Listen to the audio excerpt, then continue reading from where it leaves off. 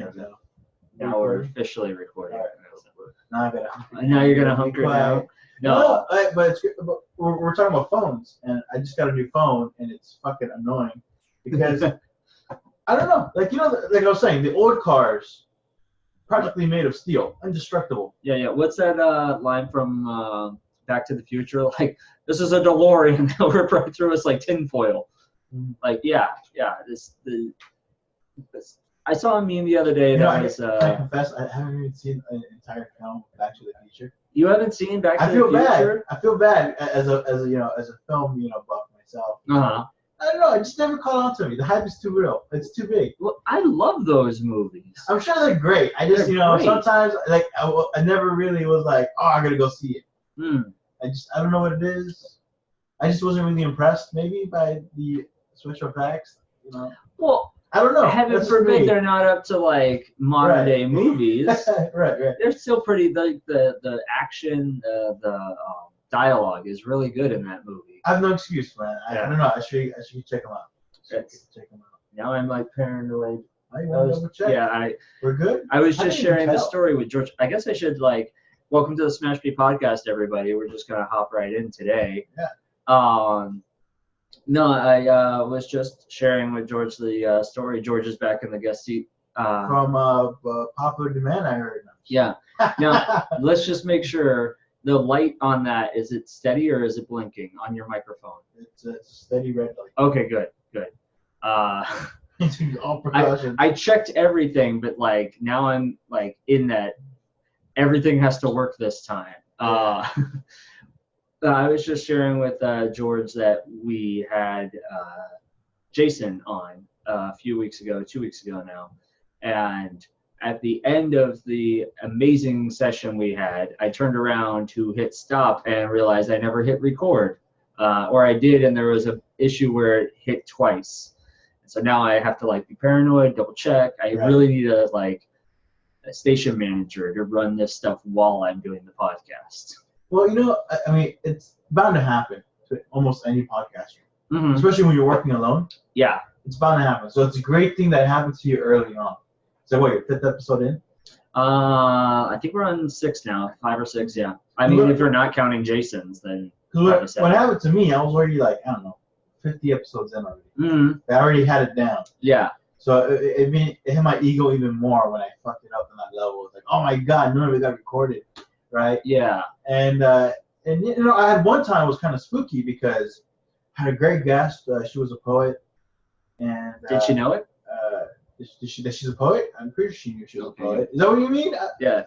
I'm a poet. I didn't even know it. No. No. Is that a thing? You've never heard of that? No. What is that?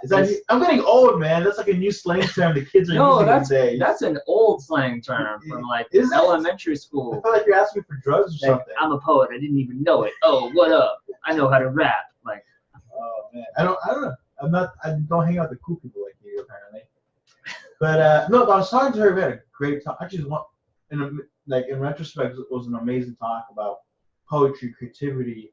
But we got to a part about how we talked about past lives. Okay.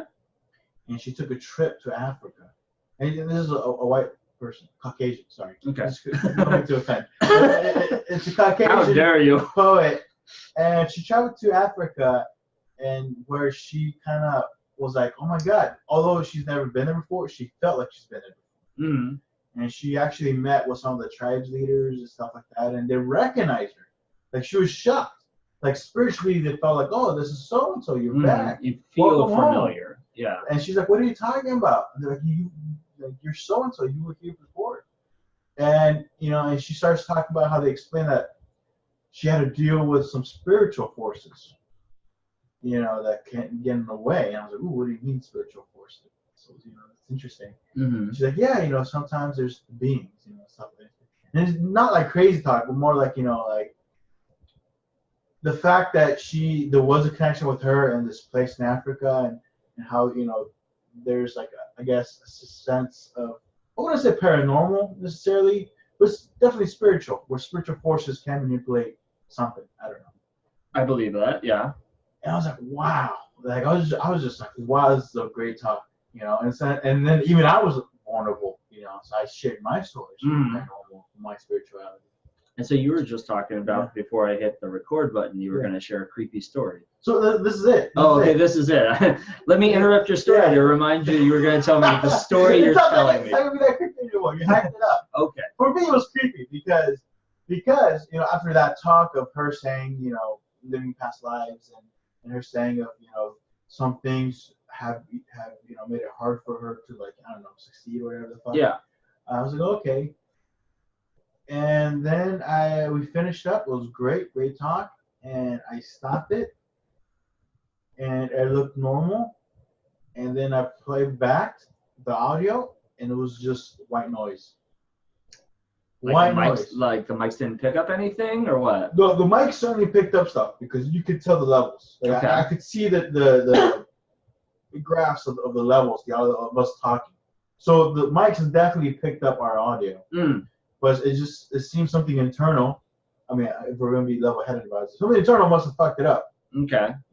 The scientific versus the spiritual. But and she was it sucked because she was like, oh man, we just had a great talk and you can't use it. Yeah. And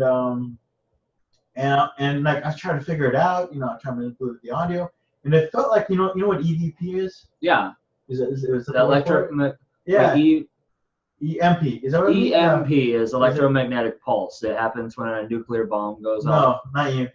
Oh God, it's weird because sometimes capture a ghost. Oh, the ghostly stuff. Yeah. What you call it? I don't know. We'll have the listeners. Again, this is why I need a studio engineer to Dude, it's this. You know what's funny is I do have a computer in front of me, and even then I don't use it. Sometimes with the guests, if you can't figure shit out, we just still trying to figure it out. Yeah. And dude, I got Google right in front of me. I'm sitting everybody. Nowadays you have Google. I was watching. Sorry, I don't mean to derail your story, but I was watching Ex Machina last night with my new roommate and my godfather, and we were like, oh, that actor looks like this other actor, and then almost simultaneously, my roommate and I were like, whatever happened to that guy? It was the guy from the new guy, really skinny. He did Jim Jeffries' show for a while. Yeah, he was a road trip? Euro Trip. It was a Euro Trip? Or no, it was Road Trip. Sorry, it was Road Trip with the Seth Green and a few of the other guys. But yeah, we were like, where did he go? And so you have IMDb, you have the internet at your fingertips. It's not one of those things of in the 80s when you had to guess whatever happened to that guy, or this guy was in this movie with this person who is in this movie with this person, and now he's with Kevin Bacon. Right. Yeah. So I don't know, man. I think you just sometimes the ego gets involved, and you're like, no, I gotta know what this is. Let me think about it. Give me a second. Mm-hmm. Get those brain juices flowing. Yeah. Which I hear it's not so bad. I think you gotta exercise your memory once in a while. Mm-hmm. So I don't think it's that bad of a deal trying to remember stuff. Maybe bad for podcasting, but yeah.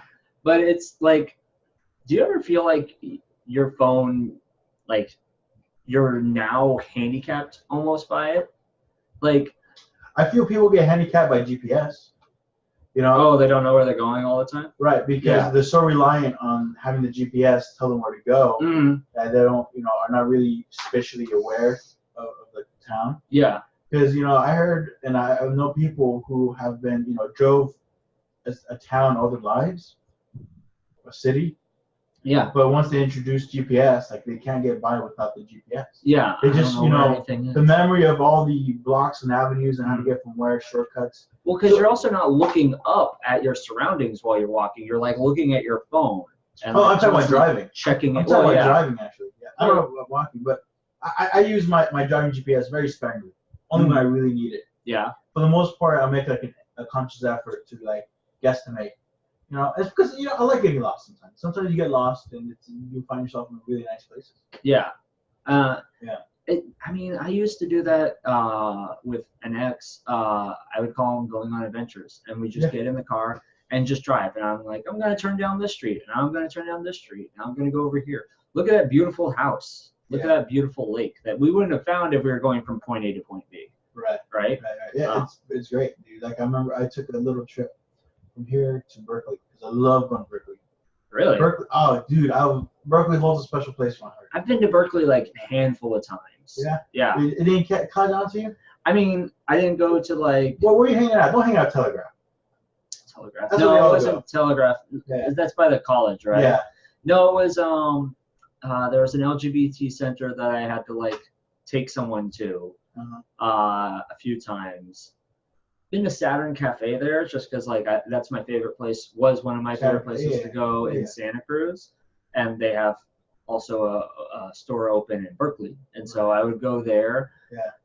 But like by and large, I just don't go to Berkeley. It's not one of those places that really explodes off the map for me. Well, for me, it has sentimental value. I think I had a pretty long relationship there.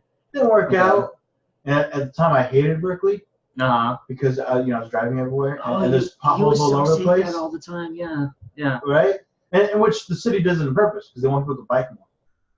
Let's keep these roads shitty so people could start biking everywhere. There's no potholes in the bike lane. Right. So but not going back to it, I really it's very nostalgic. At the same time, it's great for like film buffs or film lovers or filmmakers in general because in Shattuck, in one stretch of road, there's like 5 different movie theaters with different genres and different movies to check out. Foreign movies. You got the film archives, the museums. That stuff I really love, and I love the food around there. Yeah. And it's just it's cool weather. People are so diverse in classism. They have some of the smartest people. You got some of the homeless people. A lot of people heartbroken on the streets. A lot of people are like lovers, and I really love that mix. Okay. Yeah, that's just me though. Yeah. But I took a road there and I decided to take the back roads through the hills from Milpitas, taking the hills through the back roads of Fremont, Union City, and there's a part that I went just further out from Oakland, out in the hills with this beautiful view of the bay, and the houses were all like architecturally leaning outside of a cliff. It was weird. I've never seen that before in person. Where it really felt like what's that time machine movie? I think it was called The Time Machine. The Time Machine with the Guy Pearce. Yeah. When he goes future, right? And they're living on the side of the cliffs. Oh yeah, like the little built-in tribal houses, right? Yeah. That's what it looked like. Oh, okay. With modern houses though.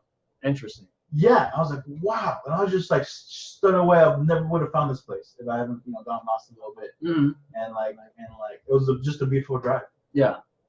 Was it that quote? And it's literally hanging on a sign right by my front door, called "Not all who wander are lost." I can't remember if it's from something or something else used it. I think maybe Lord of the Rings or something. Game of Thrones. No, that wasn't Game of Thrones. But maybe Lord of the Rings is like not all who wander are lost. Like sometimes it's nice to just go wander about. Yeah. Yeah. Well, some people don't like that stuff. I mean, yeah. Some people are. Well, if you're busy too, like you want to go point A to point B in the quickest route possible. Right.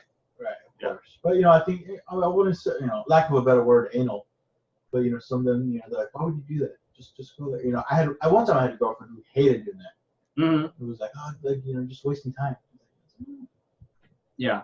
No wonder it didn't work out. So. Yeah. Exactly. You got to find somebody to. But it's so interesting that you were, you like that you like Berkeley because of the relationship you have with somebody, right? Yes. Well, okay, you don't like it because of that, but you. Keep in mind, when I was with that person, I hated Berkeley, obviously. Yeah. But now, after we split up and years passed by. I just, I kind of, there's a time in my life where I just want to get away from everything. And I really don't know where to go. Because, I want to go a place that was far, but at the same time familiar.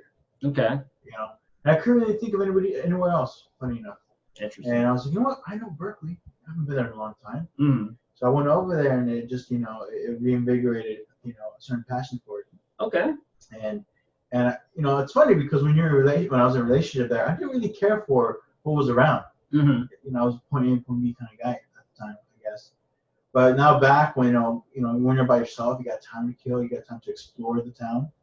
That's where it's like, oh man, they have this here, that's awesome. That here, oh my great. Mm. And don't get me wrong though, one time in Berkeley, I was walking down the street and a guy was driving next to me, yelling at me, telling me to get out of the country. I'm some kind of a terrorist. Mm-hmm. And I looked at him, I was like, it was another brown guy. I was like, what the fuck? So like absurd stuff like that would happen. Yeah. I didn't mind it because it's like whatever.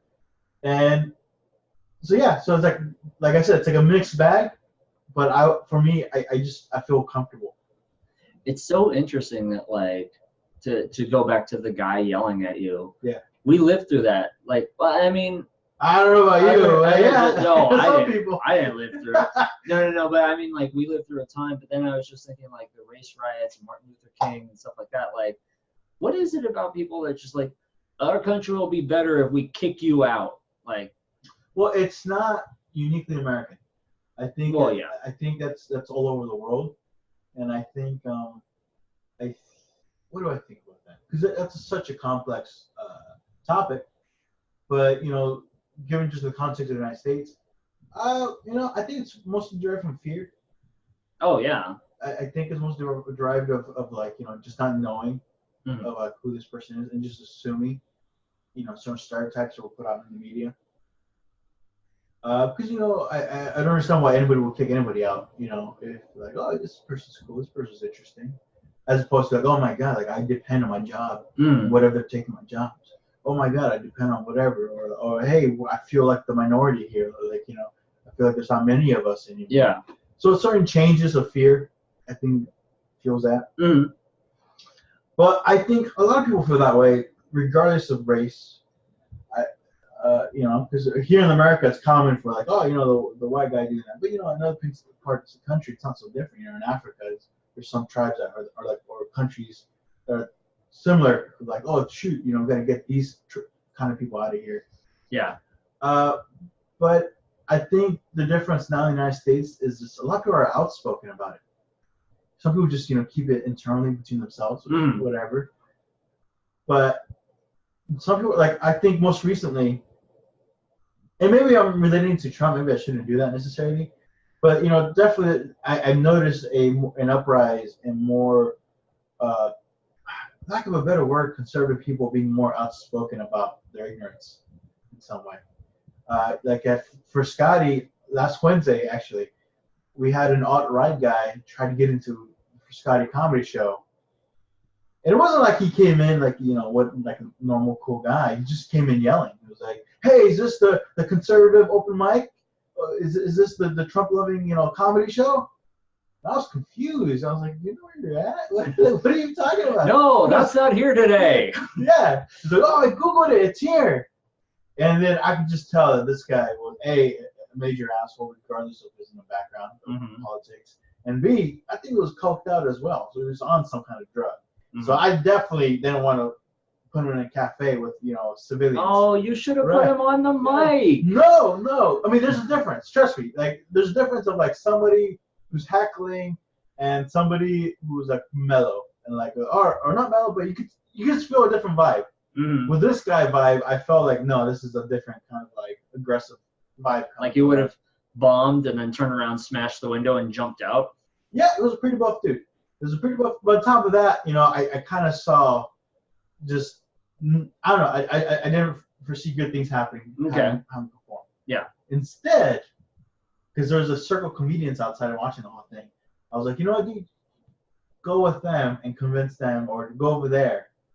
And sure enough, he goes over there, and all the comedians just went at him. They just roasted him. Ripped him apart. Yeah. Yeah, just roasted him. Yeah. Right? And poor guy had no idea what he was getting himself into. Especially, shout out to Tyler Standard, who just, calmly didn't get mad, no matter how much the guy threatened him, and just roasted him like continuously. And it got to the point where the guy was like, "Oh fuck, what am I doing? I'm getting yelled at by all these people, making fun of it." He went along his way.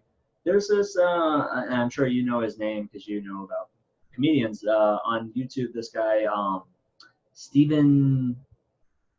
He's like Colbert? What are you talking about? No. He does all these heckler videos.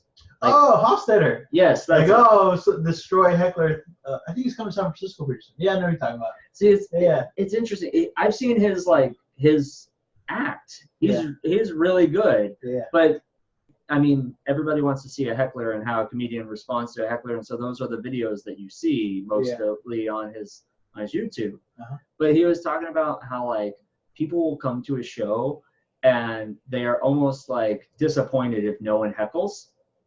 Like people who go to a show or comedians? Yeah. No.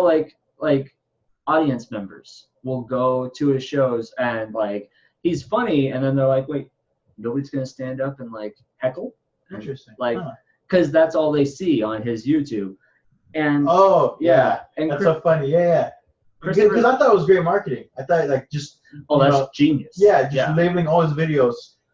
Comedian destroys heckler. But now that he's known for it, you're inviting people to heckle you now. Yeah. And then like, what was I gonna say? Christopher Titus was talking about hecklers once on his podcast, and he's like, don't heckle a comedian because we're like our brain juices are flowing and we're ready for 100% of what you say. Yeah. And the first time we're going to turn it around on you and the audience is going to laugh at you. The second time you stand up and say something, we're going to put you in the ground and the girl you came with isn't going to sleep with you tonight. Right. Like, and the third time somebody 10 times your size is going to pick you up and take you out to the parking lot. See, on a professional level, it's very true. Yeah. These are seasoned veterans. And on top of that, they're at a club where management can control the crowd. Mm-hmm. When you're at an open mic, when you're a lower tier comic, you're really, I don't know, it's a mixed bag. But isn't that where you learn how to control that? Most definitely. I was in San Francisco last night, and we had a heckler. And he was actually a nice heckler. I didn't mind. Nice heckler. Excuse me, sir. You're not that good. Well, he was only heckling when comics try to do crowd control towards him, and he was actually, to some of the performers, he was actually funnier than the comics.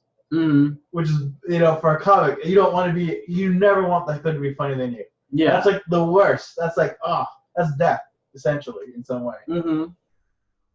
Because then it's like, here's the mic, you just come up and do it. You're right, and then invited him to do it, because he was that funny. He's like, no. But when I went up there, I didn't acknowledge him. I didn't give him the opportunity. Because I drove all over San Francisco. I wanted to test out this material. I'm not gonna waste my time, dedicating to this guy. But that's just me at the time. Sometimes you deal with hecklers, and you're like, all right, you dig into them, and it works. Sometimes it doesn't work. At the Caravan, I almost got a fight. I hear the Caravan's a shady kind of spot to go to.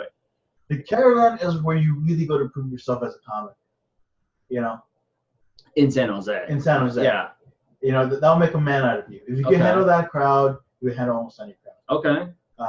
Actually, my first heckler was at the Caravan. It was not so bad. It was pretty bad for me personally, because I was like, I don't know, I think it was a couple months in, maybe even fewer than a couple months. And I went to the Caravan. I was doing my bit, and a guy walks up to me on stage, and he just begins to gyrate in front of me like this. That's not a heckler, my friend. Right. And I was so new at comedy, I did not know how to even respond. So I just let him do it for like a good 30 seconds, right? Because I'm trying to let him tire himself out. It'll be okay. And I saw the face of the other surrounding comics, like it was just awkward. Like, oh my God, what is this guy doing? Letting this guy gyrate. And it got to a point where I was like, dude, back off. Like, I had to physically touch him to back off. Like, I wasn't playing around.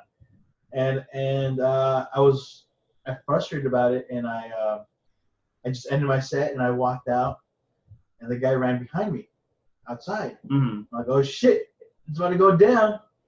But no, he actually goes out and he starts apologizing to me. He goes, I'm so sorry, it's my first time at a bar. I just turned 21, And then I went from anger to just feeling bad. I was like, dude, it's okay. Yeah. Just don't do it again. I don't know. I was watching a Kevin Smith Q&A. He does his evenings with Kevin Smith. I think it's like the second or third one. He's saying something, and a guy yells out something from the crowd, and it's hilarious. And the crowd laughs, and Kevin Smith is just like, not for nothing, sir, but I'm the one that's supposed to be doing the jokes. And he like walks to the other side of the stage and starts thinking about what he's going to say next. And he goes, no, that was fucking funny. I'm sorry. That was hilarious. I tried to take it away from you, but no, that's funny. Good job, man. And so like, yeah, you have to find that medium with like your audience. See, that's been really nice. Mm-hmm. I seen it last night at the Punchline. Some comics just rail on the hecklers. Yeah. That like it's hilarious, but like it's like oof, he went there. Mm-hmm. And I admire those people because I don't think I could do that. You know, the most I ever done was literally yell, "Shut the fuck up," and that usually works. But there's some who have such great comedic timing and genius that they could just make fun of the heckler on the spot and just cut deep to the bone. Yeah, like, oh my god, where did they pull this out of? That guy on the YouTube, he's Hofstetter? Yeah, he like it's almost like he has to stop what he's doing and sit down because he's just ready for whatever people throw at him, and he'll just bam. And you know, we don't see all the hecklers. We see the like really good ones, but there was one where some woman said something and he was just like, "Shut the fuck up and leave." Yeah. And she literally got up and left, and he was like, "Oh my god, if I knew it was that easy, I would have been doing that a whole like that would have been my career of just comedian tells person to leave and then they leave." Right. Oh, that's great. That's great. I imagine the first time dealing with a heckler, if I can equate it to like boxing, it's like people, you don't typically learn how to box like against somebody from the beginning. You usually start on a pad, right? No sparring. No sparring. You're just working the bag. Usually you don't even have gloves on, and then you'll transition to like working with somebody, but they have focus mitts, so like just a padded thing that you hold up and you tell them what kind of punch combo to use, or like give me a jab, give me a cross, you know, work the body kind of deal. And then you work your way into like light sparring, where it's like light sparring is harder than full out sparring because you got to hold back. You still have to have the speed, but not the power behind it.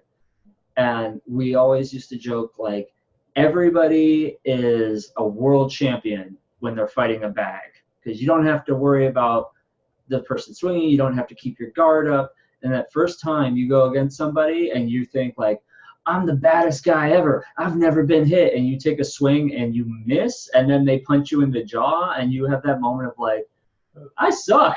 Yeah. I don't know what I'm doing. I don't know why I've been training for 3 months. That feeling definitely comes over you. Yeah. Comedy. Yeah. And so like that second you're like going through your act, and you've like, you know, I've done small cafes and I've like worked up my crowd, and I like my friends all laugh at my jokes, and then all of a sudden somebody's like, you suck, get off, and you're like, no, that's actually a nice heckle. Yeah. If you go, you suck. You suck. Thank you, sir. That's it. Yeah. That's all you gotta do. Oh, thank you, or like you, oh, you know, whatever. That's a nice heckle. The worst heckles is if they're trying to tell a story for some reason, or they're trying to add to your joke. Oh, okay. Or some shit, or because that's just, I don't know. It's like, dude, I worked on this material for months, and now you're giving me a tag for it. Fuck you, you know. I saw a heckle once, and it was a guy was like, I remember the first time I had sex, and all of a sudden a lady was just like, last night, and like the audience lost it. They thought it was hilarious, and he just kind of stood back and he's like, how do I get the crowd back now? Exactly. That's what those are the worst. Yeah.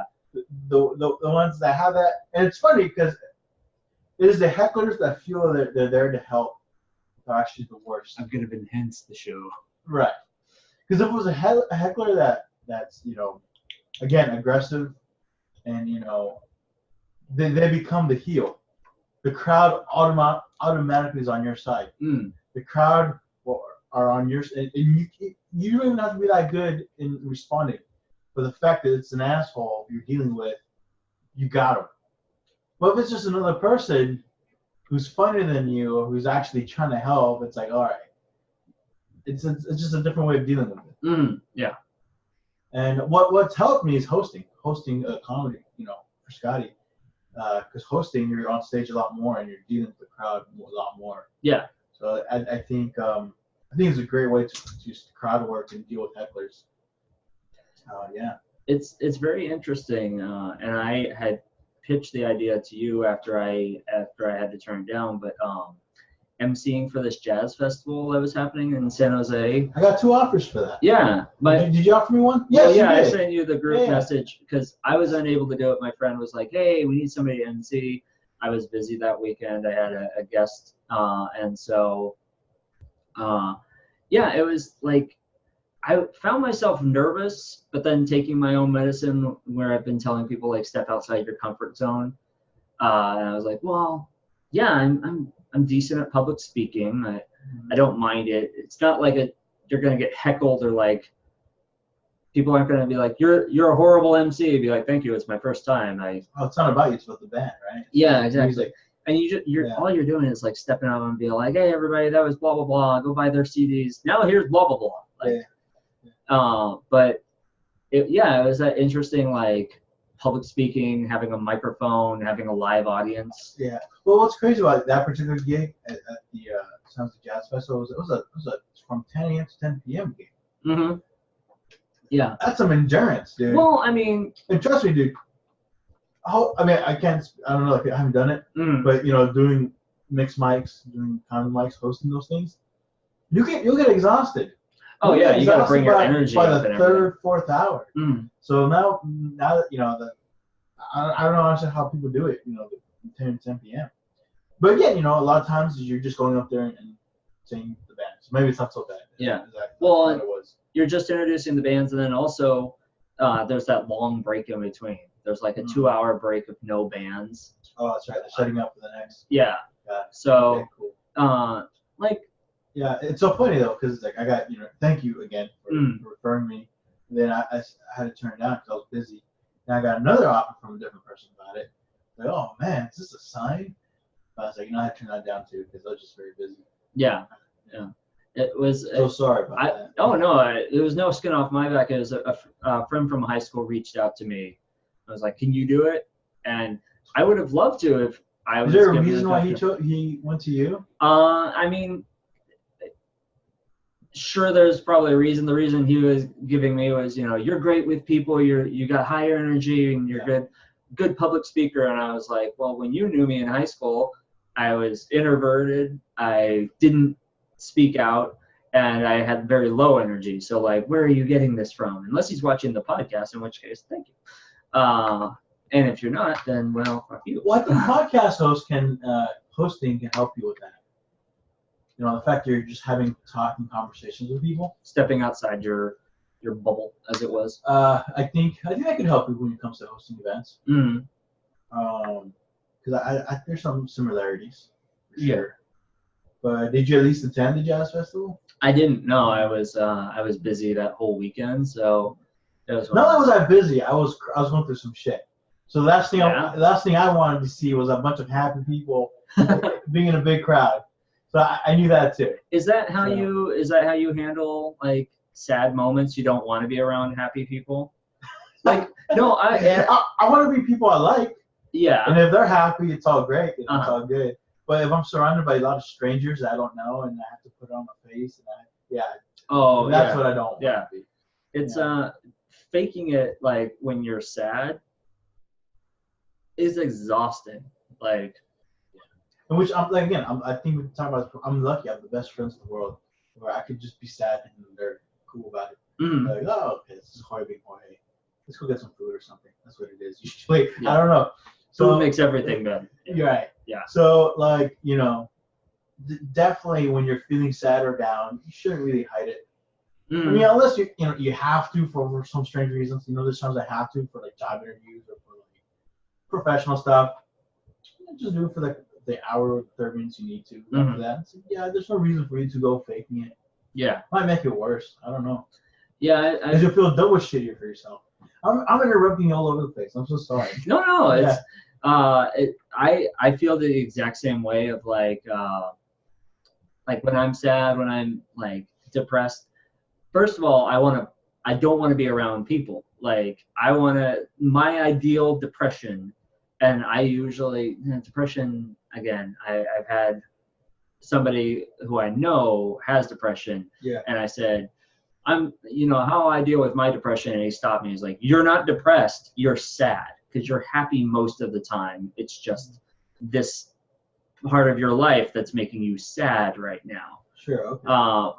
So how I deal with my sadness, and usually I wake up and I go to sleep, usually at a very low point.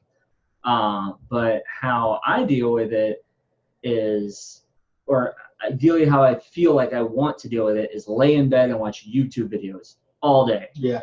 And Been there. When I was in the very thick of my divorce, that was my day. A bunch of memes. Memes, Pinterest. Oh, Pinterest is a great app, everybody, but it is there. At some point, if you've been on Pinterest for like 2 hours, a little icon should pop up and be like, "Do you need to talk? Can I call someone? Should I pick a random number and just dial it for you? Yeah. You need to. Here's a list of therapists in your area because pin, and like you'll just go down this rabbit hole. Like Eliza Schlesinger has that joke about her wedding Pinterest board, and she's like, you just go down this board and like you're talking smack to like 12-year-olds on Pinterest. I do that with depression. Like I look up cheating memes, I look up divorce memes, I look up sad memes. I'm like just and it's like stoking the dark fire within. Yeah. That's so funny. Dude. Yeah. Well, we kind of talked about last time about how it's important when you're at your lowest to feel productive. But one thing we didn't touch upon, which I want to bring it up now, and this part for the longer view, is also do things that you find fulfilling. Mm-hmm. Because sometimes you are doing things that are productive, and there's a certain point you do feel good.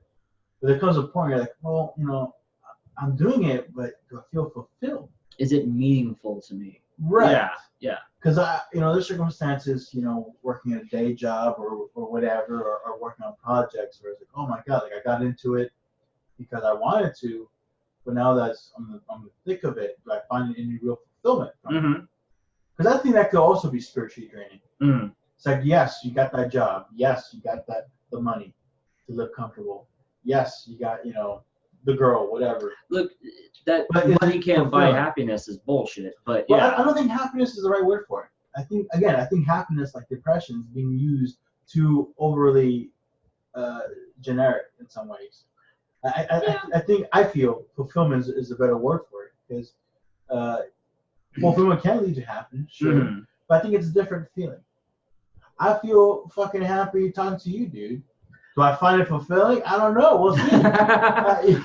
It's kind of different. You know what I'm saying? And on that note, he gets up and walks out. I don't find this fulfilling. Bye, everybody. But you know what I'm trying to say? Mm-hmm. I mean, that's the difference of having friends and having a significant other. You're happy being with friends, but with your significant other, with your significant other, it's like a fulfilling next level feeling. Mm. And that's kind of what you kind of want in the work you do. Yeah. The hobbies you do. And that's what I'm trying to convince myself, because I have a day job, which has helped me, a lot with a stable income. But sometimes I got to remind myself, like, all right, I don't feel fulfilled, but it's allowing me to do these other stuff I like to do. Yeah. And so that's just me. I don't know. Some people are lucky to work and be fulfilled at the same time. One of the things that I found and you're right, you do, when you're depressed, like having something fulfilling and having a goal that you also feel is meaningful, and you're helping not only yourself but others. Yeah. And that's why I started the podcast, is because I've tried to start it a few times before. Somebody was, making it harder than it should have been. Yeah. And you told me the extent that they went to covering the camera. I was like, oh man. Oh yeah, there's that. Just like the smallest thing would come up and like, we're not doing the podcast today. I'm like, well, why not? Like I can work with that. But that's in the past. But like Kevin Smith has this thing. Yeah. Humans need food, water, and to have sex. And the fourth one is to be heard. And he says, the first two, pretty easy to achieve. The last one, like most people can find a way to have sex, but that last pillar of being heard or to hear people and to interact with people, not on a level of like picking up and texting, because I hate having text conversations. I mean, there are times when, like my cousins and I, who are spread across the country, we use an app that we can all video chat and talk to each other, and that's helped us reconnect. And obviously, we wouldn't have that. You know, I'm not going to fly to New York and spend a month chatting to my cousin. It wouldn't work for her. It wouldn't work for me. But having a podcast where I can get my ideas out there and like sit down and have good conversations with people who have ideas. Right. I'm not one of them, by the way. No. I get what you're saying. Your next guest, maybe. This is just practice. This is a warm-up right here. I'm not even recording this shit. I'm just making a fluffer for you right now. Yeah. Oh, don't give me that image. But yeah, man, I think you're right. I think that's great. I mean, you find fulfilling in doing podcasting, and I think I'm telling you, I told you this before. The amount of effort you're putting onto this is already more effort than most people do when starting a podcast. At our level, we're really nobodies. You know, at our level. Well, yeah, I've got like 4 subscribers, 5 now, I think. So, yeah. Dude, it took me months to get those 5 subscribers. You got those in what, 1 month? Oh, I'm not knocking it by any means. I love each and every one of the people that's subscribed, and I think I know who at least 3 or 4 of them are. I don't know. Oh, yeah? There's one more. I'm one of them. Oh, you're one of them? Okay, that's fine. I know. I was a mystery one. I'm sorry. And most of them are people that have been on, but and even the views, like some people knock like, oh, I don't know if you've yet seen 8th Grade, the movie. I heard it's great. It's phenomenal. I heard it's amazing. Check it out. But Might go see it tomorrow. She has I mean, this isn't spoiling anything. It's all, she's on YouTube. She's a YouTuber, and she has like, at one point she's scanning over all her videos and she's like 1 view, 0 views, all these things. And I'm like, I'm happy. If I have like a video that has 5 views, even if that's just my subscribers going, I made another one, and then clicking back to whatever they were doing on Facebook or whatever. I'm happy that like I'm at least getting it out there. And I have no ambition of like someday having thousands of views. That's a great attitude to have, man. That's a great attitude, trust me. Because sometimes in the beginning, especially, it feels like you're just speaking to the void. Yeah. But, you know, it takes 10 years for an overnight success. You know, a lot of people are like, oh, man, this guy's popping up. This guy's coming, wow, this is amazing. Where did he come from? But then you look at his body of work, it's like, man, yeah, like a decade of just work. Grinding it out there, yeah. Right. Yeah. And I think a lot of it, I primarily see this with comedians who try podcasting, is that they're not patient. They get to like 10 episodes or something, and they're like, you know what? You know, I'm not getting the subscribers I'm getting. I'm not getting the Kevin Smith numbers. I'm not getting, you know, whatever. Have you made a Kevin Smith movie? Exactly. Yeah. Or I'm not, you know, because in comedy you get that instant reaction from the work. Yeah. That laughter. In the podcast you don't have that. So for several reasons, a comedian will be like, it's just not worth it for me. It didn't work out or whatever. Yeah. I think with me was that I have a background in production in general, film production or, you know, whatever. When I started the podcast, sorry, I'm just burping on. No, it's okay. Which is good because I have stomach virus. This is good. Okay, get it out so I can breathe it in. That's fine. It's just for you. But, you know, so I have a sense of patience. You know, don't get me wrong, there's like a 5th episode in. I was like, is this worth it? I don't know. Patience.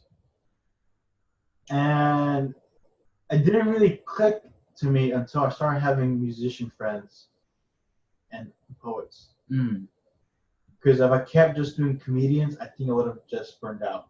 Yeah. And once I saw the reactions from people of like, oh my God, I never knew this about so-and-so and his music. Oh my God, you know, I'm going to, you know, book this person because of what I heard of their story. That was like, oh, wow, okay. This is what it's about for me. Getting to know people and putting them out there at their most raw form. Not promoting them, not sucking their dick, whatever. It's like, hey, this is who they are. Yeah, you put that on YouTube, and well, I won't make it on YouTube, but Oh, no, maybe on Pornhub. I don't know. You're filleting a comedian while he's roasting you and giving you critiques. And that's the great thing about podcasting. It's like you're getting to hear from the person's mouth what they feel, what their opinions, who they are, what they are. A good hour, you have an idea of who they are, as opposed to reading at an article where you're really at the mercy of the author of the article. Yeah. And even then, an article is only like what, half a page if you're lucky, or whatever. That's true. So I think that's why podcasting has been so great, not just for professional performers, but also for people who are living normal lives. Because I'm sure they could share something about that people don't know, right? And that's the thing. It's like you gotta find a niche market. That's what they say. Yeah, you gotta find your groove, your clique, your crowd. But I feel my podcast doesn't have a niche market. I'm not doing great, but I'm doing okay. Well, when I started this out, the first two or three episodes, I had, I was going to do self-improvement. And my first interview with Stefano about self-evolution, and then Jenna, and we did comfort zones. It was good. I thoroughly enjoyed that. But I also found the more I tried to constrain a podcast around a subject, the more I kept having to be like, oh, we're getting off on a tangent, let's go over here. Versus our podcast, we started talking about phones, and now we're talking about self-improvement and what kind of podcasts we like to do. Right. I have no idea what is self-improvement. That's so funny, It's and it still is. I mean, we're still talking about self-improvement and how to be better people and have a better society, right? But it's I call them STS podcasts. Is like when I'm making my notes for a podcast, I call them STS, shoot the shit podcasts. And we're just sitting here and we're shooting the shit and we're talking about stuff, and we can have a direction and we can bring up what happened at Comic-Con last week, but we could also just sit here and talk about hey, phones are funny, aren't they? Well, I think you're touching upon a notion that's kind of important. Two things I got out of that, what you told me. One is also leave space for you to evolve to your thing. Yeah. So don't constrain yourself to, okay, this is my niche, this is what I'm going to do necessarily, because you never know how it's going to turn out later. My podcast has changed drastically in the course of years. On top of that, there's definitely we want to talk about subjects you're familiar with in some way. Yeah. I think that's why I gravitated to just getting mostly creative, performers, because I could relate to that. I could relate to a comedian or to a musician or to a poet. The hardest ones though is an artist for me to talk to. Well, I mean, artist is such a broad term. Do you mean like a painting artist? Yeah. But even that though, I make an effort to immerse myself in that world. Just to have better questions, you gotta feel what they're talking about. And I've tried painting. I totally suck at it. But I think that's important. Is make sure although you're out of your comfort zone, you're learning about different things. Yeah. Make sure it's within the wheelhouse of your interests. Well, I mean, to point it back at me, because I like pointing things at me. Yeah. No, I really don't. Did you make that? My artwork? No, I just bought that in Santa Cruz nice. At this little place. Yeah. But words and poetry, music, those are all things for me. Artwork, I can look at art and I'm like, it's pretty. I don't get overwhelming. I don't get overwhelmed with emotion when I see most artwork, right? So the things I hang up are meaningful to me. Let's see. I don't know what's in your camera view. So the one of the naked woman. Yeah. It spoke to me just because I like the poem that's written on it too. There's a poem. Jeez. I just saw the naked lady. I was like, that's great. Well, I guess it's a personality test as well, my friend. Dirty skin, rubbing. What? Dirty skin, rubbing. Did they scratch that? Did it have white out? I kind of like that because it's if you've ever worked on poems or stuff, and I'm sure you have. Sometimes you write out a line and then you come back to it later and you go, yeah, I feel like something else fits in better than that. can't relate. All my posts have been perfect. Oh, okay, of course, yeah. This is why you're a world-class poet. Definitely. Yeah. The one behind you is from one of my favorite movies. This is Buildings Burn, People Die, but Real Love is Forever. Is that The Notebook? No, it's from The Crow. Oh, what? That's from The Crow? That's from The Crow, the original one with Brendan Lee. Brendan Lee. I Yeah. never would have thought about that. The only line I know from that one is like, "Victims aren't we all?" That's a good line too. Very interesting artwork to have on your Actually, bedroom. I had that. Victims aren't we all? I had that postcard. It's like the movie scene. Yeah. Yeah.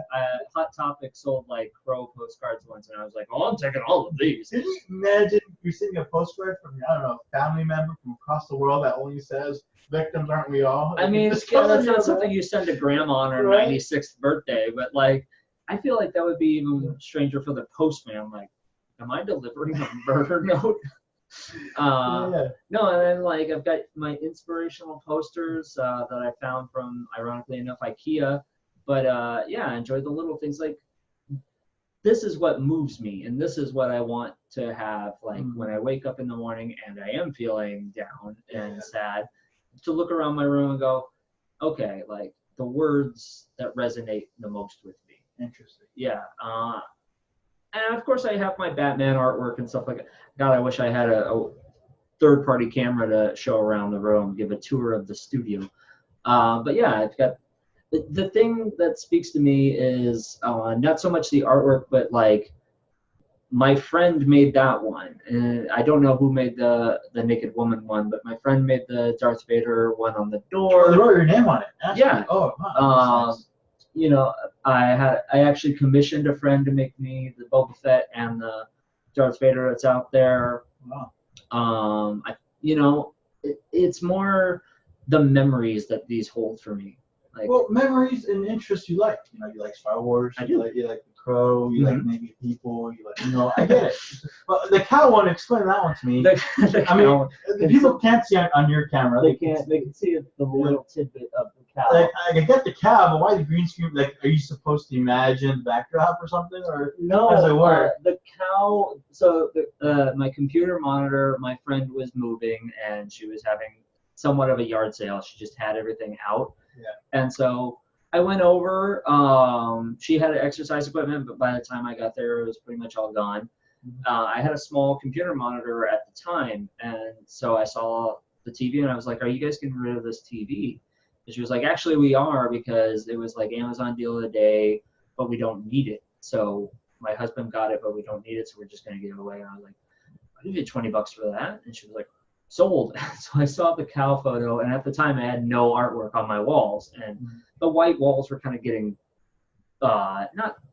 it just felt weird because my ex had just moved out, and so like, Oh, is this fairly recent? yeah, so like This is her perfect. side of the room Yes. was like completely gone, and like she had bookcases and artwork that I had bought her over the years, and like, Oh, cow's perfect then. yeah, well, I put it there as a reminder because when I did the interview with Sapano and Susie, they were video calls. They weren't here in studio. They were over the computer, and so I have a thing where I don't like staring down the barrel of a camera like this. It just feels weird, so I just stare at the cow. You're talking to the cow. So what my first note on my show notes for their podcast was, "Don't forget to stare at the cow." I think we should start a company where if people are heartbroken, we should send them cow Just in artwork. Oh, artwork. Oh, I was on like, there. send them a baby calf. And No, they can raise it. some that portrait of a cow to hang on the walls. Yeah, It's gonna be okay, buddy. yeah. It's all gonna be okay. It's not an utter failure. There you go.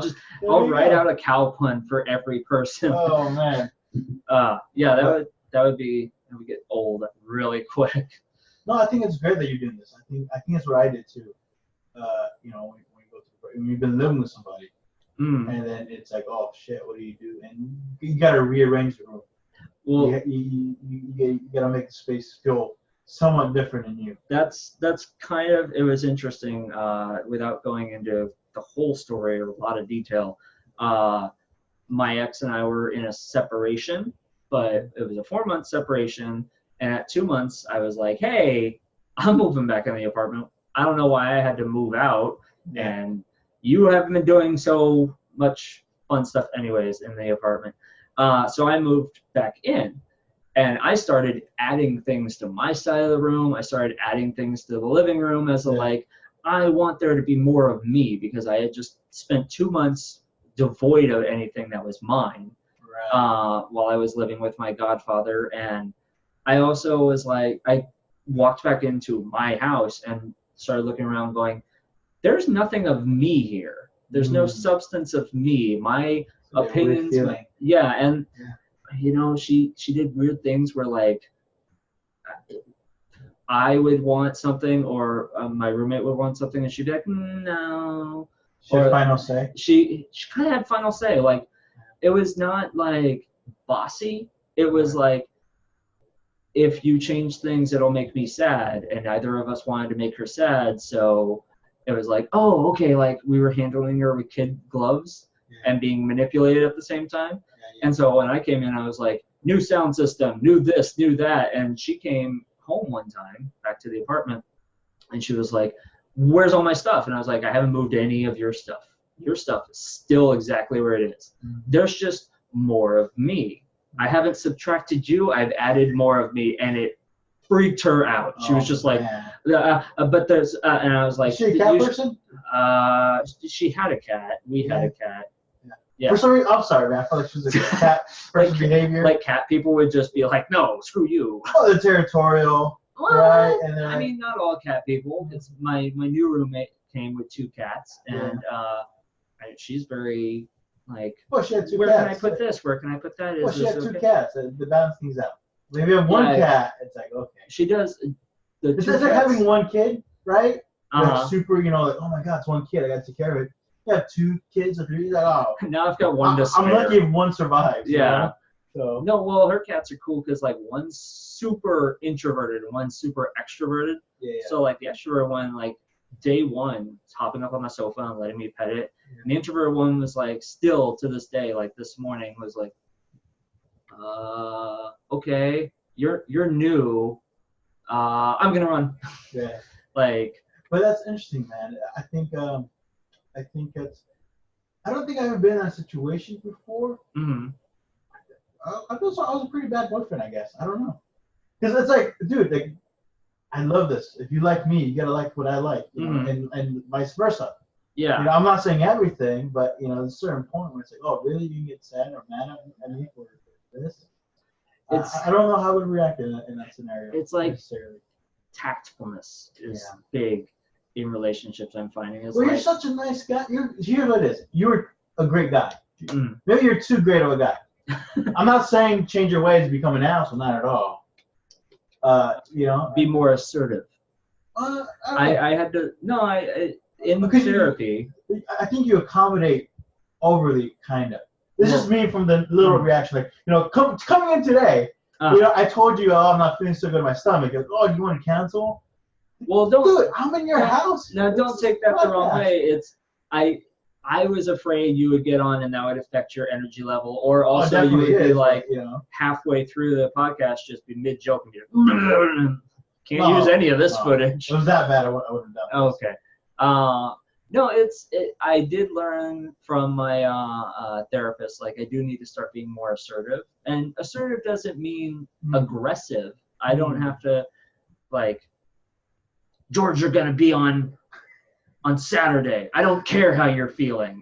I'll be like, all right, good luck. Yeah. I would have no guess at that point. No, I have a little behind the curtain, but I have a questionnaire that I came up with for the podcast. And the first one is like, is there anything you don't want to talk about? And I think one of the other questions is there anything I can do to make you feel more comfortable? Because I've had a few guests that you could tell they were very nervous about doing the podcast. They agreed because they were like, yeah, I want to step outside my comfort zone. It sounds like something that interests me, but you could just see it in the way they were responding and the questions they were asking. They were very timid almost about it, or not timid, but just kind of like we talked about how they kind of just shrink down into their shell as soon as they know it's recording. Right. It's tough. I've been there for sure. Yeah. It's tough. And sometimes, one time it bit me back. I had someone threaten me with a lawsuit if I released it, the episode. Mm-hmm. But for the most part, like I had people, mostly women, call me up upon release of the episode and crying, like, hey, maybe I said too much and my family don't listen to it. And my protocol is like, all right, just give me a day. I want you to sleep on it, mm-hmm. and we can cut out anything you want, mm-hmm. And we can work something out. Yeah. Right. But that's the only thing I ask for is for you to sleep on it. Mm-hmm. Because a lot of this is just impulsive, like, oh my God, we're panicking. I don't sound perfect. Right. Yeah. And I understand that feeling, mm-hmm. So usually they sleep on it and they just, oh no, it's okay, it's fine. Most times. Yeah. But there's certain times where you got to read on the person's face mm-hmm. of like, all right, I just touched a subject and they're panicking. So then I have to be like, all right, it's somehow segue to relax them. Yeah. But yeah, it's true. Go to a safe subject. Palate cleanser. Because I had those conversations with friends when making a podcast, like, dude, how do shows be like, all right, give me a list of things you want to talk about. But I don't know how much of that's going to hinder my conversation. Mm. On top of that, I had guests who I wanted on. They're like, all right, just give me a list of questions you can tell me. Mm. And then I made the choice, like, not worth it. Because at the end of the day, you want a conversation. Yeah. And at the end of the day, the person knows they're being recorded. At the end of the day, they have responsibility of what they say. Mm. And it's like, and I could help them for sure. If, I've done it before. I've cut out portions of certain episodes, no problem. But what I had that bit me in the ass was a person just wasn't happy with what she shared about herself. Pretty much stuff that made great podcasting. I think she showed a very great vulnerable side of herself. Opening up and being vulnerable, yeah. But it's stuff that's not uniquely that happens to her. I think the stuff she said would have helped people. Mm-hmm. That's my opinion. Mm-hmm. And there's one, when we got into a little, I wouldn't say an argument, but maybe I kind of pushed it a little bit more of, how the alt-right and Gamergate stuff, I was trying to understand the connection. Like that game that came out, Wolfenstein. Is that what you're talking about? No. Am I completely off? Okay. Gamergate is where, I guess, misogyny in gaming, right? And they're like doxing women who speak out for something. Mm-hmm. See, that's what I'm saying. That's what I was trying to, make the connections. Like, all right, so there's a culture within gaming and gamers mm-hmm. where they're which they can be, bad assholes, specifically towards women, especially the way they're portrayed in games. Yes. I get that. What I was trying to understand is the connection she made with Trump and their supporters. Yes. And I'm like, okay, I kind of could see that, where they're vocally being assholes about it. But again, I don't know, and it got to a point, I guess she got frustrated. She's like, you know what, next topic. I'm like, I don't have a next topic. I don't work like that. Yeah. And so, anyway, so I released, I think I cut that portion up. I released the episode, and she's like, oh, if you don't cut these things, I'm going to sue you. I'm like, how are you trying to release one? Nothing you can do. And I did talk to some lawyers about it. Some friends I have, and they're like, you can, but you're not obligated. Well, also, what's she gonna sue you for? Right. And, it's not. She knew she was being recorded. She knew what the podcast was. But although I had no obligation, I still did it. I was like, all right, I'm gonna cut out these portions, but just know that we're not friends anymore, or just know that I'm really disappointed at this. There's gonna be no second interview. There's no. Pretty much. Yeah. Don't expect a callback. Yeah. But because I get it, I don't want to be a total asshole and be like, oh, I'm releasing the episode regardless. Mm. It's like, all right, I'm cutting out what you requested about your background in high school, whatever. But I'm still releasing the episode. Yeah. Because I felt she still had a lot of great things to say. I think she's doing great things in the community. Yeah. And I just think it'll be a shame to not release that, Yeah. So I took that judgment call. Mm-hmm. But, I think it bit me in the ass in some ways. Learning lesson, for sure. Like, oh, shit, I need more professional when I release forms. Yeah. But also, just be, when it comes to guests and subjects to cover, be a little more patient. And just, sometimes you're going to be like, an understanding of like, hey, anything can come out, it's going to be okay. Yeah. And if you don't like it, sleep on it, and we'll cut it out. I've said it before, and I heard you say it earlier too, that you have the most amazing friends in the world. Yeah. I agree, and that's you've met my friends. Yeah. Yes, I've met a few of your friends. No, I have spectacular friends. My inner circle, which, as of late, I had to, actually in the past 2 years, I've rearranged my inner circle several times. The core people are still there, but, life events happen, and sometimes people's loyalty and friendship gets tested, and you kind of go, I'm going to push you a little further out. Yeah. But my core circle has not really changed. If anything, I've added to 2 or 3 people. But I've always maintained, in the same way Kevin Smith is like, I make movies because I want to make movies with my friends, and that's why he uses the same people over and over again. Mm-hmm. I want a podcast with my friends because I love just sitting and talking to them. And I've had for many years, which was one of the reasons why I wanted to start the podcast, sitting at a bar, having a very deep or funny or like one time, and this is what I miss about working at Pizza My Heart with my friends, we had like, what superhero would make the best politician? And like, it was funny, but it also intellectual and nerdy at the same time. And I went, God, this right here, if we recorded this, it would have made like so many people happy just to sit and listen along like a fly on the wall to this conversation. So we were bringing in like backstory and superpowers, and like, well, everybody would think Captain America would be great, but he would just be like bombing anybody who would ever come against America, or he would ditch his Secret Service all the time. How are you going to protect a president that's like invulnerable to everything and has a shield on all the time? Okay. So he's taking away jobs. Yeah, exactly. Like, security forces. You could almost see him doing America First. Like, Tony Stark. Well, no, because he's a drunkard, and like he'll just up the military budget and just pour everything into it, but maybe a little bit for education or private education. He would definitely go the charter school route. And correct. So, now, is this primarily Marvel characters, or is it open to we were anybody? bringing in everybody, and like, nobody's going to want Batman because he'll clean up all the crime, but then he'll be brooding about it for the next like 3.5 years. Well, I'm sure he'll allow police brutality. Yeah, exactly. And like,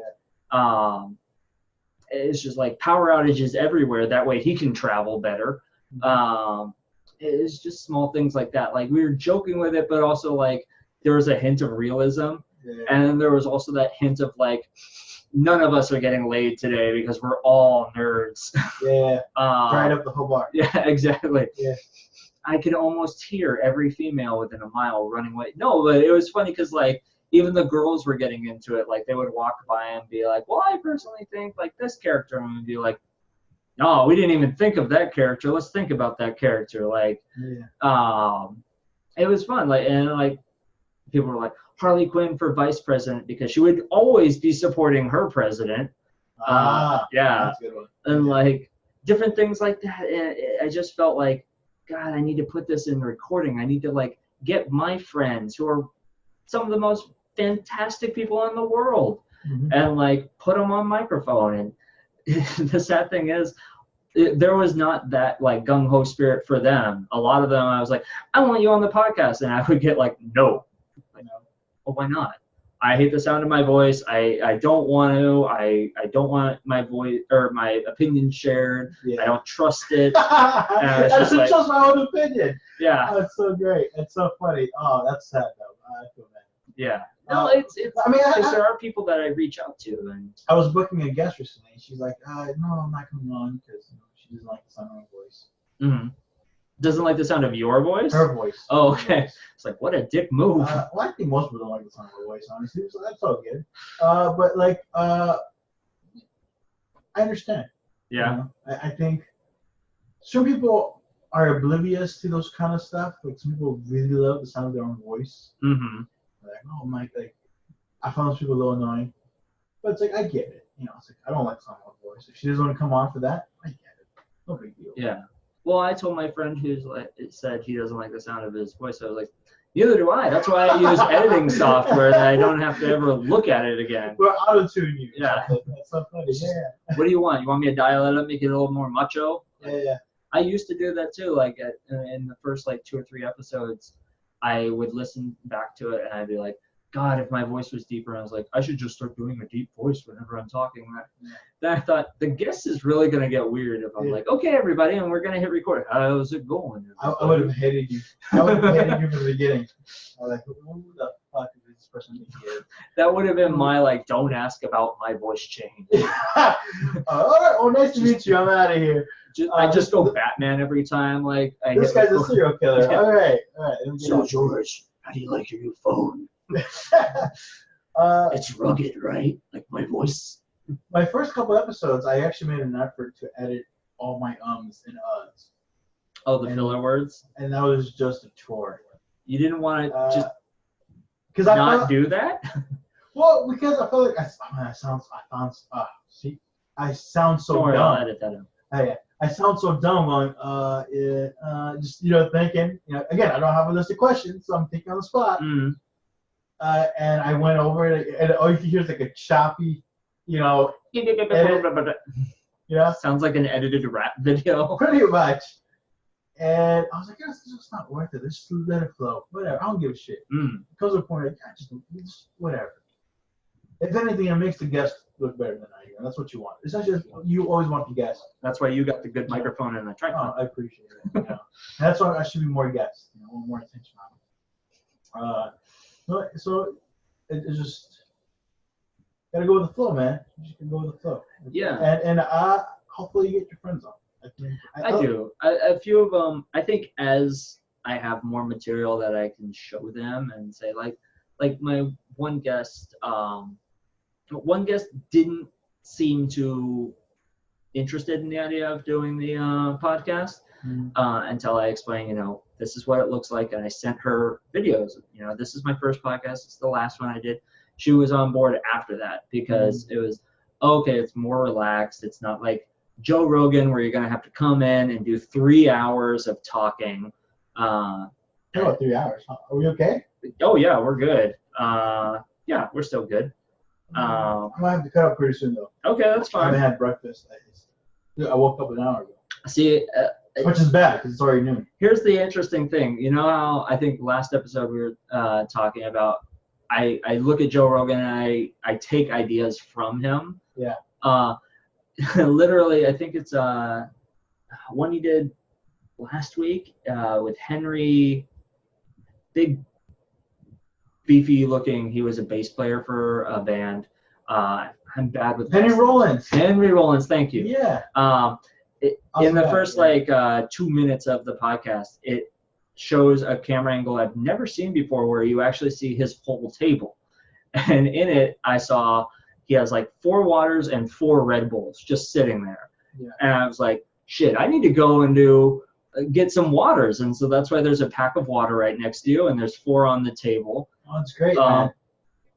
So yeah, you steal these little ideas from other people, and you kind of get your own direction as well. See, you're smart, dude. My first couple episodes, I offer them like food, like nuts or something to chew on. Oh, you don't want that in a microphone, right? I didn't know that. Here's some potato chips. So some of my early stuff, you just see the guests talking and munching on food, and, I was totally not aware of those things. I'd offer food before. Yeah.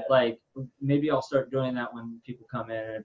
I just got this printer working literally last night at midnight, and I was like, I need to go to sleep. Midnight is really late for me.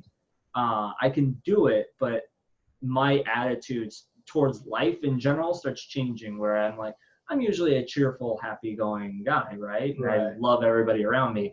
Right around midnight, I just turned into Dr. Jekyll and Mr. Hyde and just gotta get your beauty sleep, man. And my roommate was here and she was helping me do it, and I was being you don't need to be in here with me while I do this, because I'm in my head I'm thinking, why are you hovering above me? Yeah. And so we got it all done and stuff, but I'm gonna have a list of turn off your phone. Make sure you've gone to the bathroom. Do you need extra water? Do you need extra tea? Do you want a Red Bull? Have a checklist before I hit record, because then you don't have people being now that we're 30 minutes in, I'm starving and I need to go to the bathroom. So let's wrap it up. Yeah. Well, do you have a set, episode length that you aim for your episode? So here's the thing, because I saw your previous works and they're usually within 30 minutes. Yeah, well. That's why I got nervous when we went like 2 hours. No. When I did it with the ex, for one, she was very big on the like subject matter, and so I would try and go off on tangents, and I would get nothing back. So I was like, okay, next subject.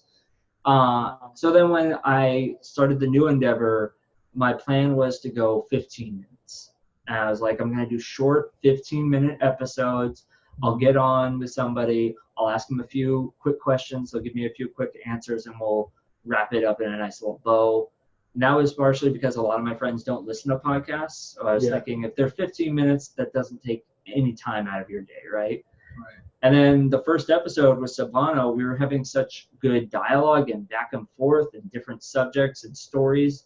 And, you know, we hit the 15 minutes, and I saw his eyes kind of go like, oh, it's longer than 15 minutes now. And we went another like 45 minutes after that. Yeah. And I just, if it's there, I'll keep going. I did an episode with Kelly when we talked about sex education and like the proper way to put on a condom. That only went 30 minutes. We got amazing content out of that. And I don't feel like I was pressing her for more, and she didn't feel like she was being stretched trying to like give me more information or talk about stuff. Yeah. So it's whatever the guest is comfortable with. If I could, I would live stream and do like 24 hours of just no, I wouldn't do that. That's setting the bar way too high. I do like a 12-hour podcast of just answering people's questions. And and the hard part right now is, like you said, speaking into the void. And like I posted on my Instagram of like, ask me anything, I'll answer it on the next podcast, or like, tune in today. I got nobody replying. You need to build yourself up. So now that you're trying to become that you are a podcast personality, or YouTube pod. And this is what I'm trying to, also I should work on better, which is bad because I'm a hermit. But I think you should. I feel you do better. Is that you need to get out there and network and really be part of some fabric of some community or several communities, and let them know who you are. Because usually when people don't know, when people post, like there's some Facebook podcasts or people I don't even know, and they're like, oh yeah, sending emails or sending. I don't know who the fuck you are. Why am I gonna send you a question? Well, and likewise for me. I say send me an email, just say hi. Sometimes I get it, sometimes I don't. Yeah. But I know that the only way to get more people to want to ask questions is, bring more interesting people to interview, and just get out there and just do more. Do more comedy, do more music, do more stuff. So, and I was telling you before I hit record, like I've been doing that. I've been, I went to that country music Lady Antebellum concert. Oh, is that what it was? At Lady Antebellum at Shoreline. One or two hits, right? Just a few. And that was my first time at Shoreline, actually, ever. You didn't enjoy that concert? No. Don't get me wrong. It's not that I didn't enjoy it. It's that I didn't enjoy it as much as everybody else around me, because they were all fans. Yeah. Right? And so it was enjoyable. I had a good time. I don't feel like my first time with Shoreline. It's first time in my life. I had fun. I did. It wasn't a mind-blowing experience. I'm not now a country music fan. I did enjoy Darius Ruckus. Darius Ruckus. I like him. I got his vinyl record because that was one of the cheapest things. Really? It was cheaper than a t-shirt. Really? Something that plays music and has a live recording. Right. Cheaper than a piece of cloth you put on your body. Is it a live album? It's a no. Okay. It's just a recorded album. That's so funny. But I got it, and I'll listen to it because roommate and I were like, we should buy a vinyl player because she has some vinyl as well. Actually, I'm working on a vinyl review segment of the podcast currently. Nice. Okay. Yeah. But yeah, like I'm doing more fun things. Obviously, like work and stuff gets in the way of that at times, but like that's part of the advice I would give to anybody going through a breakup, especially a divorce, is like, Sean T has this thing where this guy says like, oh, I just broke up with my wife of 13 years. And the first thing he says is congratulations. And the guy is like, I want to punch you. Like, you're congratulating me on the divorce. And he's like, yeah, you just got out of a marriage. You loved somebody and they didn't love you, or they loved you and you didn't love them, or like something wasn't working. Now you have an opportunity to really work on yourself, which is what I'm doing. Yeah. And B, find somebody that's going to love you as much as you love them, like, or love you better. Yeah. And so, I'm sorry, I was so negative. No. It's yeah. So like I've been working on myself, like all that love and affection and attention I was pouring into this like other person that could not give two fucks. Yeah. Now I'm like, oh, I can love myself, and I am like, I'm discovering like I like this, I like that, I like going to music, I like talking about these things, and I don't have that other person I have to bounce ideas off of, like, or permission. Yeah, exactly. Like, hey, why don't we do this weekend? No, I don't want to do that. Like, hey, why don't I go do this weekend? All right. Well, congratulations, man. Yeah. So, no, dude, I think that's great. That's awesome. And again, podcasting is similar, where you need to put yourself out there. You know, go to other people's podcasts, or just get your name out there. Get a little uncomfortable. Not too uncomfortable, you know. No. There's been a couple. I've done a couple podcasts. I'm like, dude, I regret doing this. Mm-hmm. This is some bullshit. But you got a story. Yeah, I guess I got a story. You know, I'm trying to keep it professional as well. So I'm not gonna say names. Oh yeah, exactly. But you know, it's like because I think we were originally talking about how the idea of speaking to the void is you got to go and discover what's out in the void. Mm-hmm. And usually, you know, people will gravitate. You know, they see you're a good guy, good personality, great, interesting conversations. Mm-hmm. Just gotta keep doing it consistently. And they're like, oh, great, that one great episode is great. So let's go see what other stuff he has. Mm-hmm. Mm-hmm. I think you're on a good level, dude. Yeah. But yeah, man, go. You know, I'm happy that that's a good, interesting way of looking at it. It's like, you know, you got a relationship. Now you gotta go out and find your own personal fulfillment. And the biggest breakup I had was that I kind of had to rebrand myself in some way. Rebuild. Yeah. But in some ways, I'm like, all right, what do I really like? Mm-hmm. Like, honestly, like, I never really made time to do things. So, like, now that I have this time, what I do, and from that, you know, I discovered, you know, I love blues music. I love a bunch of other great music. Certain films. I met great lifelong friends, which is interesting because the friends I had prior to that relationship, I don't talk to them anymore. Mm-hmm. A lot of them were actually pretty toxic. The friends I made after, to this day, lifelong friends. Yeah. To this day, they can call me up. Can you help me hide a body? Like, all right, we'll go to that bridge. Whatever. All right. And on that note, before the cops bust down my door.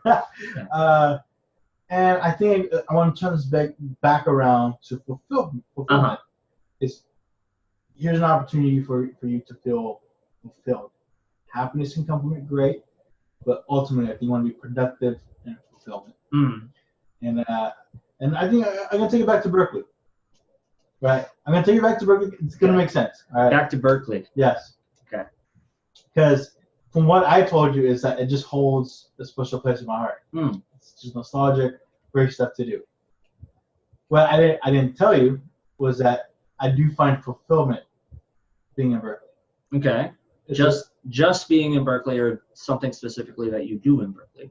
Both. Okay. Being in Berkeley, walking around the streets, and doing stuff there. Okay. Because again, I had a relationship. She had to move over there. Mm-hmm. I had to commute back and forth between De Anza and there.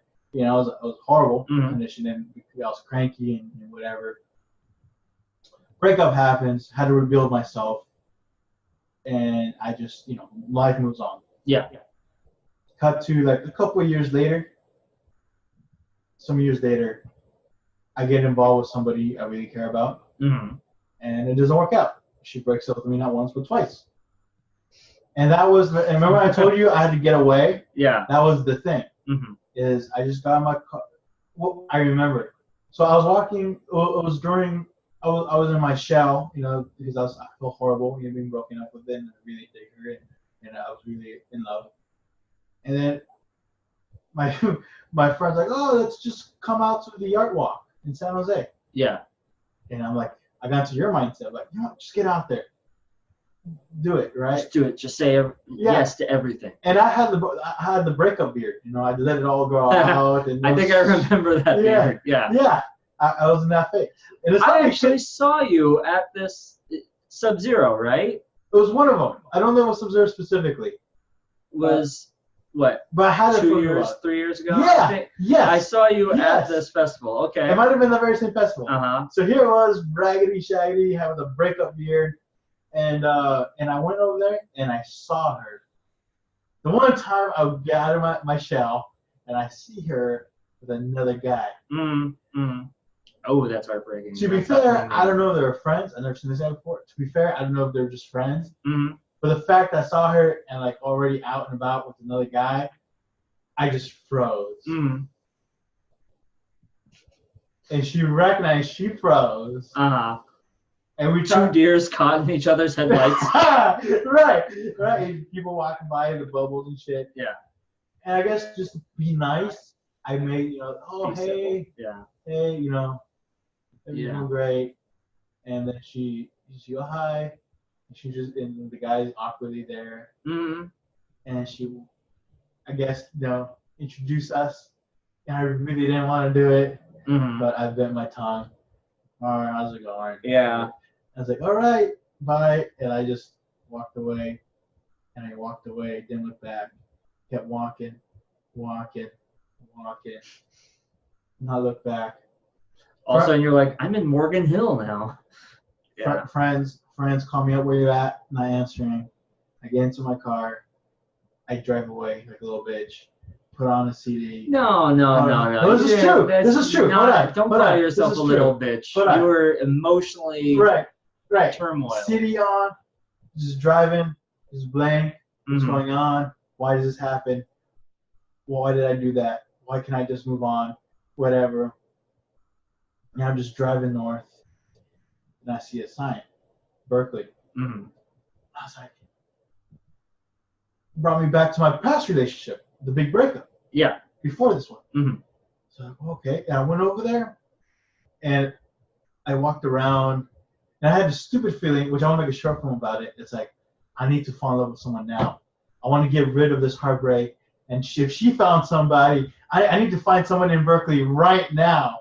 So I'm like a madman. I'm just looking around, like, can I pick up, chick at the bar, something. Desperate. Hey, I do comedy. I can make you laugh. With a fucking beard, messed up, grimy clothes, just awful. And I come to a point, and I just stay there all day, all night in Berkeley. Hotel?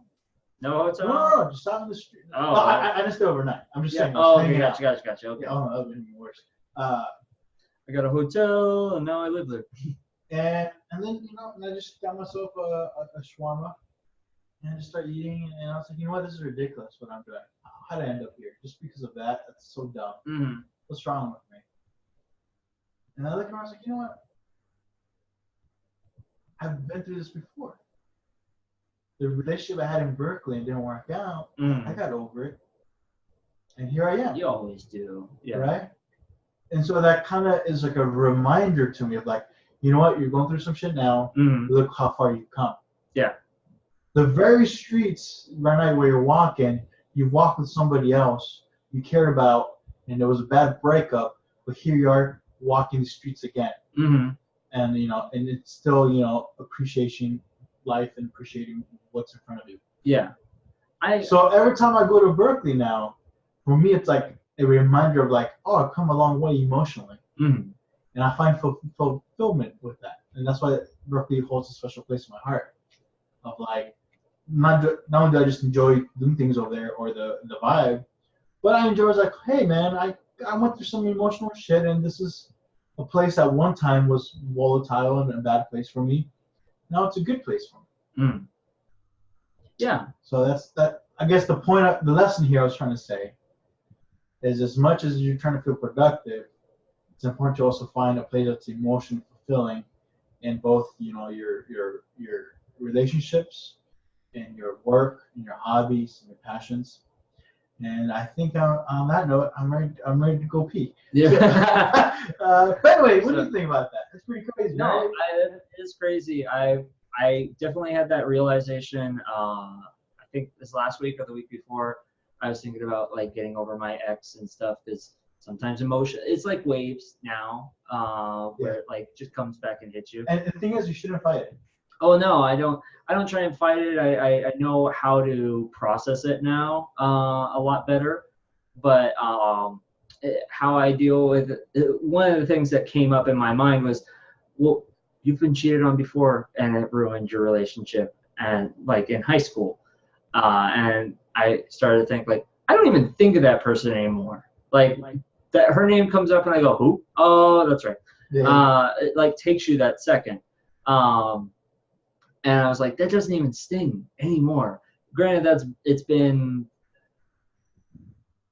13 years now. Yeah. So there will be a day where this one doesn't sting as much, and it's definitely not going to sting for me, like as life gets better, because I'm just like, whatever, it happens, move on. Like, not the person I thought you were. Next, like.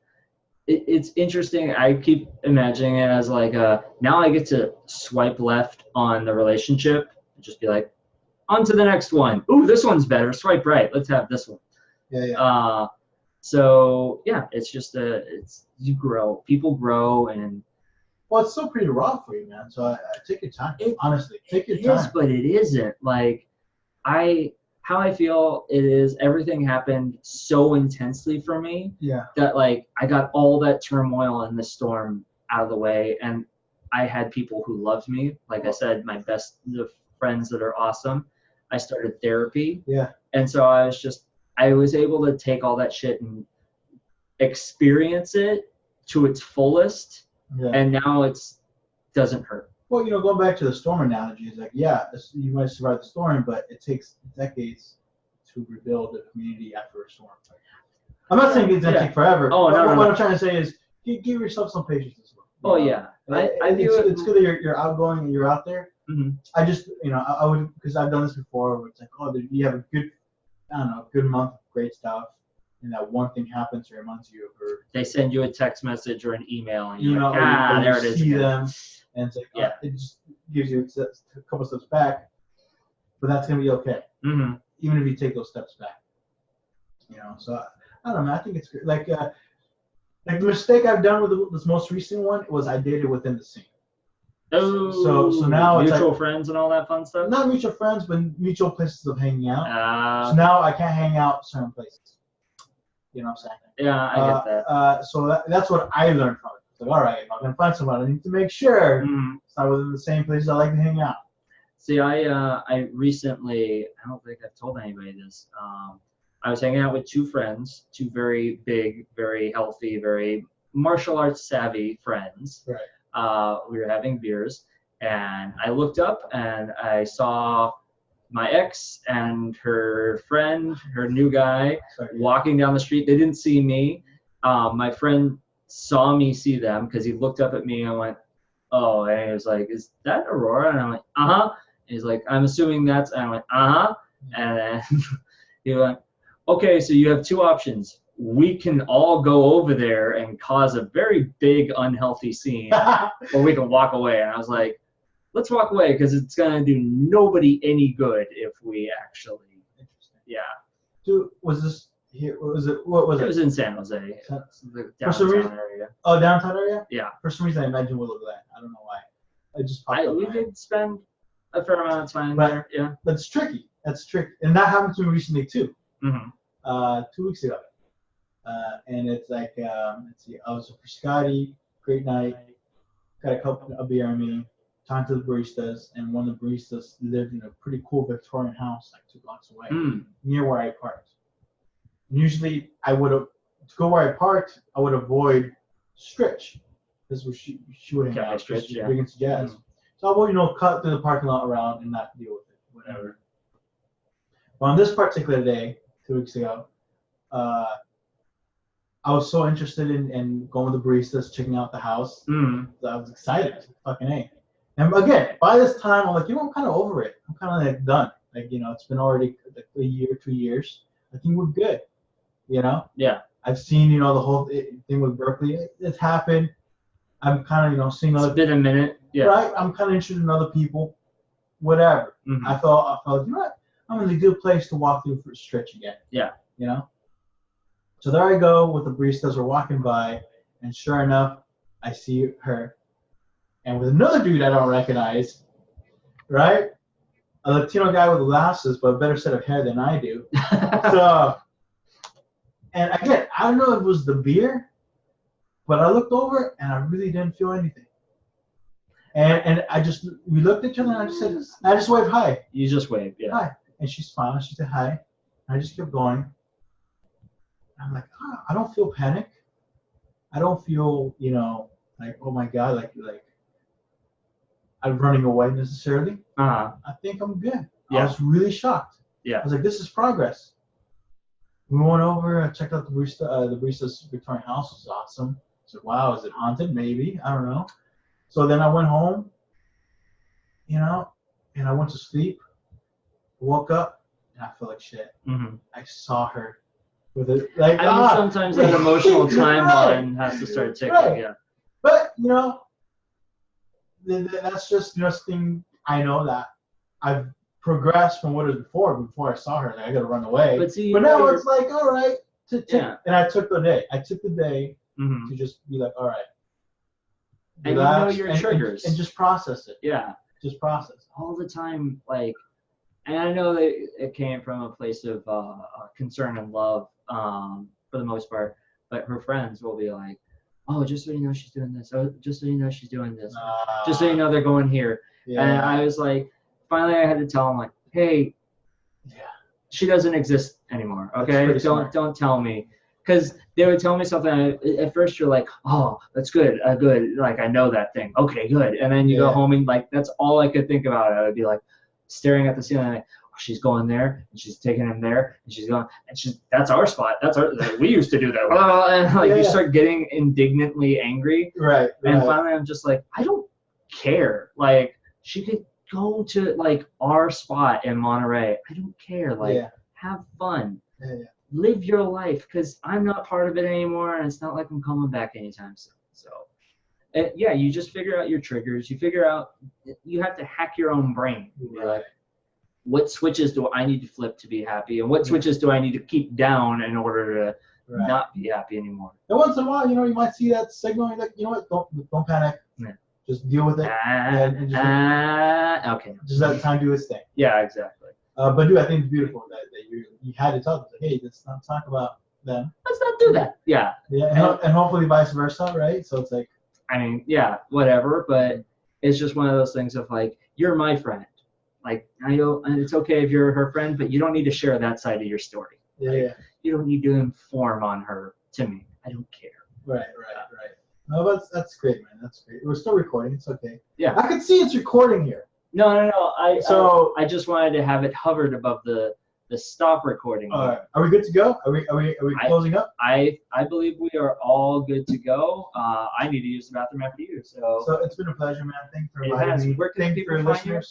Huh? Where can people find you again? Please don't find me. Okay. No, you can check out. 1, 2, 3, Pembroke.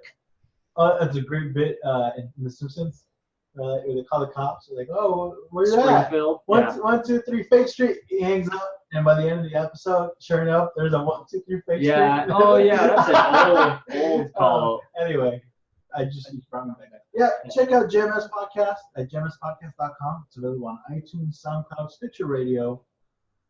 And I do comedy as well, so catch me at downtown San Jose every Wednesday night at Frascati Cafe Frascati.